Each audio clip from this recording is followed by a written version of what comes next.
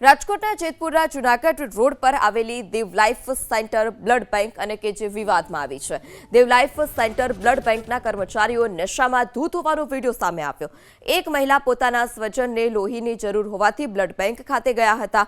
ત્યાં નશામાં ધૂત કર્મચારી પાસે બ્લડની માંગણી કરી અને આ સમયે બ્લડ બેંકના કર્મચારીઓ પહેલા તો બ્લડ બોટલ આપી, જોકે બાદમાં પરત લઈ હવે નથી આપવી તેમ કહી રકઝક પર ઉતરી આવ્યા। બ્લડ બેંકનો કર્મચારી નશામાં ધૂત હોવાની શંકા જતા જ મહિલાએ તાત્કાલિક પરિવારજનો અને પોલીસને જાણ કરી હતી। પોલીસને જાણ કરાતા જ તાત્કાલિક બ્લડ બેંક પોલીસ પહોંચી હતી। મહિલાના આરોપ બાદ તેની અટકાયત કરી તપાસ પણ શરૂ કરી દેવાઈ। Dev life centre blood bank Nathani charitable trust દ્વારા સંચાલિત છે। બ્લડ બેંક વિવાદમાં આવતા જ ટ્રસ્ટે તાત્કાલિક અસરથી કર્મચારીને ફરજ મુક્ત કરી દીધો છે। પોલીસે બ્લડ બેંકના કર્મચારીની મહિલાના આરોપ બાદ અટકાયત કરી અને તેને મેડિકલ પરીક્ષણ માટે પણ લઈ જવામાં આવ્યો, જ્યાં નશો કર્યો હોવાનો તબીબી રિપોર્ટ આવતા પ્રોહિબિશનનો ગુનો પણ નોંધાયો છે। પોલીસ તપાસમાં પકડાયેલ કર્મચારી બ્લડ બેંકનો પીઆરઓ હોવાનું સામે આવ્યું।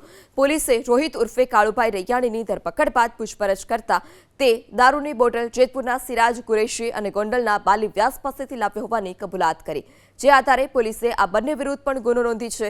તેની ધરપકડની તજવીજ હાથ ધરાઈ છે।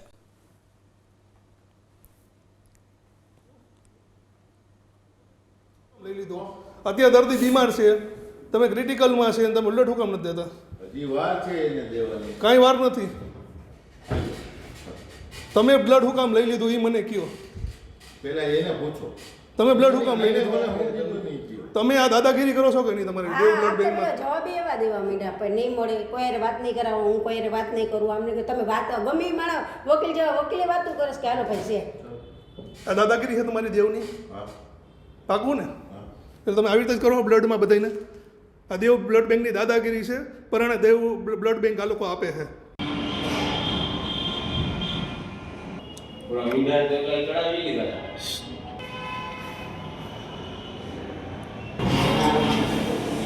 ભાઈ આ કાળુભાઈ રૈયાણી છે, દેવ બ્લડ બેંકમાં દારૂ પીધેલી હાલતમાં છે અત્યારે, અને દર્દીને બ્લડ આપીને આંખમાંથી છીનવી લે છે।